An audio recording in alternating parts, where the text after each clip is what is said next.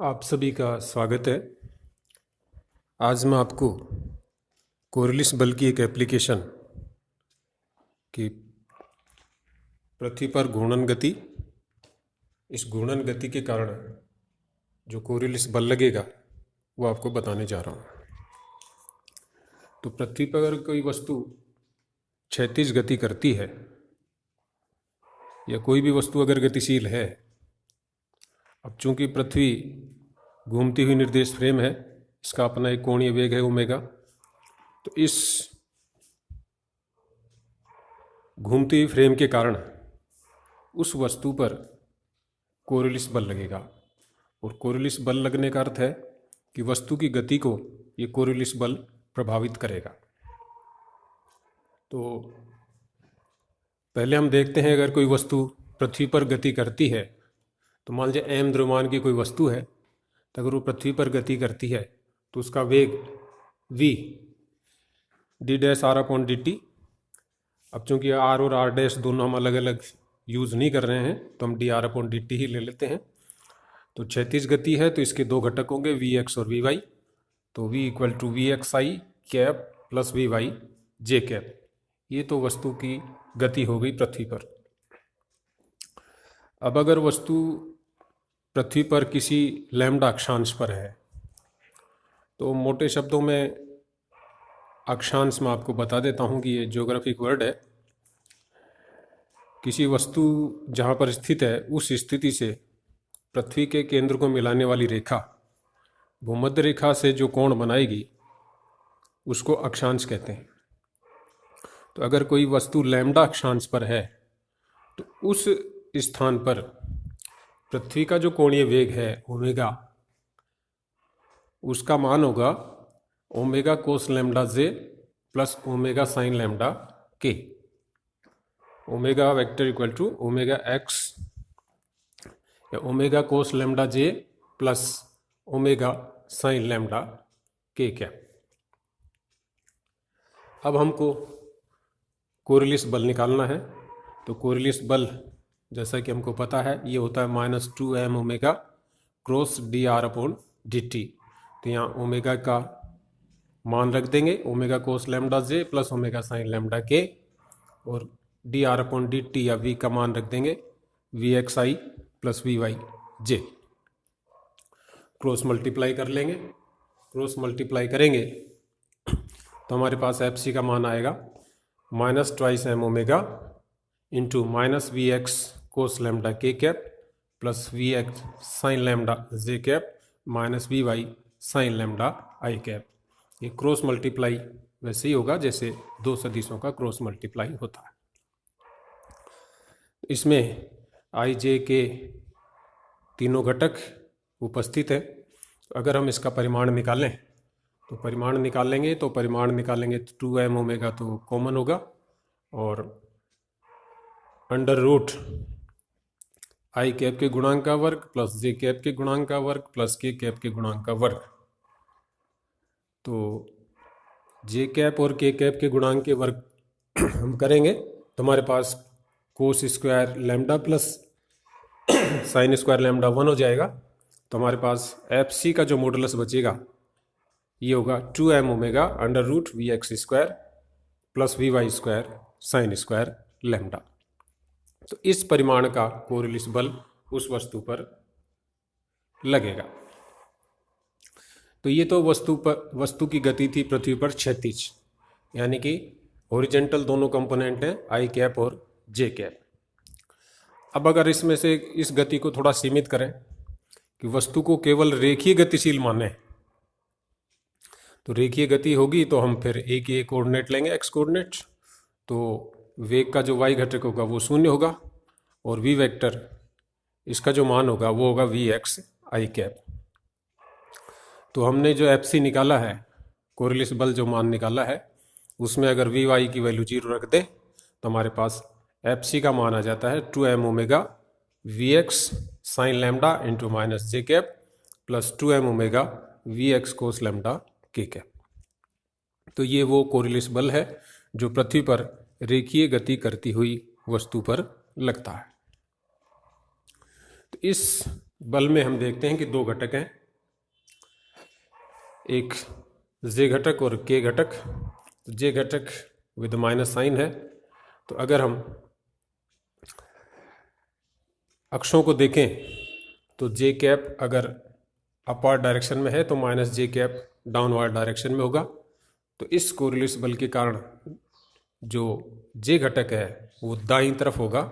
तो जे कैप जो घटक है उसकी वजह से वस्तु पर एक कोरिलेस बल लग रहा है। अगर ये प्लस जे कैप होता तो बाईं तरफ होता, और माइनस जे कैप है तो दाईं तरफ होगा। तो ये हमको बताता है कि वस्तु पर जो कोरिलेस बल लगेगा वो गति के दाहिनी तरफ लगेगा, दाहिने तरफ लगेगा, और वस्तु अपनी गति की दिशा से दाहिनी तरफ मुड़ती चली जाएगी। दूसरा जो घटक है वो के कैप घटक है। ये जो के कैप घटक है ये ऊर्ध्वाधर घटक है, और ये बताता है कि वस्तु अगर रेखीय गति करती है वस्तु पर तो कोरिलेस बल के कारण उस पर एक घटक ऊपर की तरफ भी बल लगता है, ऊर्ध्वाधर बल लगता है। तो उस वस्तु की गति में ऊपर की तरफ भी एक विस्थापन देखा जा सकता है।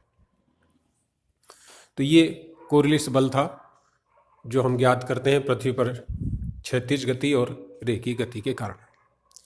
अब जो पृथ्वी पर रेखीय गति जो होती है उसके कारण कोरिलेस बल का अगर हम प्रभाव देखें तो एक सामान्य प्रभाव हम जो देखते हैं जिसकी हम व्याख्या कर सकते हैं वो है चक्रवात। तो पृथ्वी पर जो चक्रवात आते हैं उसकी व्याख्या कोरिलेस बल के द्वारा की जा सकती है, या हम ये कहें कि जो चक्रवात आते हैं वो कोरिलेस बल के कारण ही आते हैं। सामान्य भाषा में चक्रवात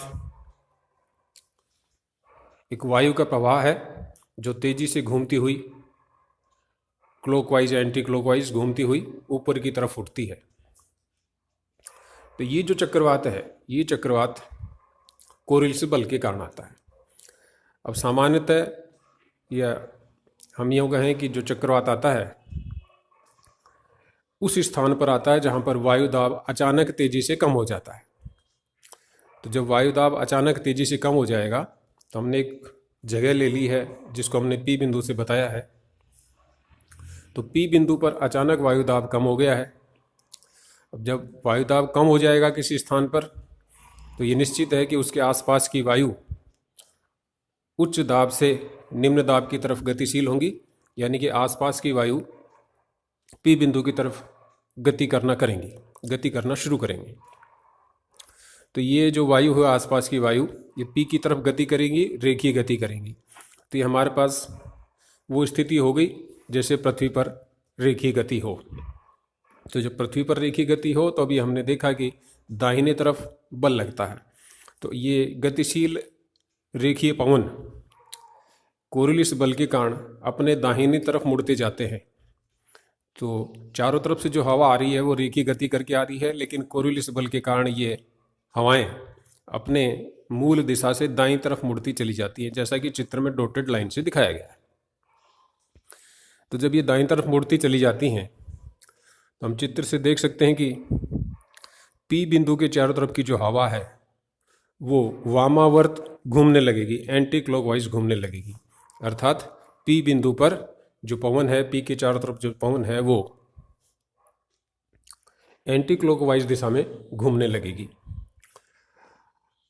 अब कोरिलेस बल का जो ऊर्ध्वाधर घटक है के कैप, इस के कैप के कारण हवाओं में विस्थापन होगा ऊपर की तरफ। तो हवाएं ऊपर की तरफ उठने लगेंगी। तो पी के चारों तरफ की जो वायु है वो एंटी क्लॉकवाइज घूम रही है, साथ में ऊपर भी उठ रही है, अर्थात एंटी क्लॉकवाइज घूमते हुए ऊपर की तरफ उठ रही है, और यही चक्रवात की स्थिति होती है। तो इस प्रकार हम कोरिलेस बल से चक्रवात की स्थिति को समझा सकते हैं। अब यहाँ ये ध्यान देने की बात है कि किसी स्थान पर जितना तेजी से वायु दाब कम होगा उतनी ही तेजी से आसपास की पवन उस बिंदु की तरफ आएंगी, तो उनका रेखीय वेग उतना ही अधिक होगा। जब रेखीय वेग जितना अधिक होगा उस पर कोरिलेस बल भी उतना ही अधिक लगेगा, और कोरिलेस बल के कारण उतने ही अधिक वो दाईं तरफ घूमने लगेंगी, और उतनी ही अधिक पी बिंदु के चारों तरफ की जो पवन है वो तेजी से एंटी क्लॉकवाइज घूमने लगेंगे। और उतनी ही तेज़ी से वो ऊपर उठने लगेंगी। तो वायु दाब का बहुत तेज़ी से कम होना तीव्र चक्रवात की निशानी है कि वहाँ पर तीव्र चक्रवात आएगा। सामान्य स्थिति में अगर वायु दाब बहुत अधिक कम नहीं होता है तो चक्रवात तो आता है, लेकिन उसकी जो गति है वो कम होती है। इस प्रकार कोरियोलिस बल के द्वारा हम चक्रवात की व्याख्या कर सकते हैं। यहाँ एक बात और गौर करने की है कि ये जो अक्षांश है ये उस बिंदु की स्थिति पर निर्भर करता है, और अगर वो बिंदु पृथ्वी को हम दो भागों में बांट सकते हैं, व्यास के अनुदिश, तो व्यास क्षैतिज व्यास के अनुदिश जो भाग ऊपर होगा उसको हम उत्तरी गोलार्ध कहते हैं, और नीचे का जो भाग होगा उसको दक्षिणी गोलार्ध कहते हैं। हमारा देश उत्तरी गोलार्ध में आता है। तो उत्तरी गोलार्ध में जो हमने जो व्याख्या की है चक्रवात की, वो स्थिति होती है, यानी कि यहाँ जो चक्रवात आते हैं वो एंटी क्लॉकवाइज घूमते हैं। लेकिन यही बिंदु अगर दक्षिणी गोलार्ध में होगा तो फिर जो चक्रवात होगा उस स्थिति में जो पवन है वो बाईं तरफ घूमेंगी, और पी बिंदु के चारों तरफ की जो हवाएं हैं वो दाहिनी तरफ यानी क्लॉकवाइज घूमेंगी। तो दक्षिणी गोलार्ध में जो चक्रवात आते हैं वो क्लॉकवाइज घूमते हुए ऊपर उठते हैं, और उत्तरी गोलार्ध में जो चक्रवात आते हैं वो वामावर्त घूमते हुए ऊपर उठते हैं। तो ये था चक्रवात की व्याख्या कोरियोलिस बल के आधार पर। इस वीडियो लेक्चर में इतना ही। धन्यवाद।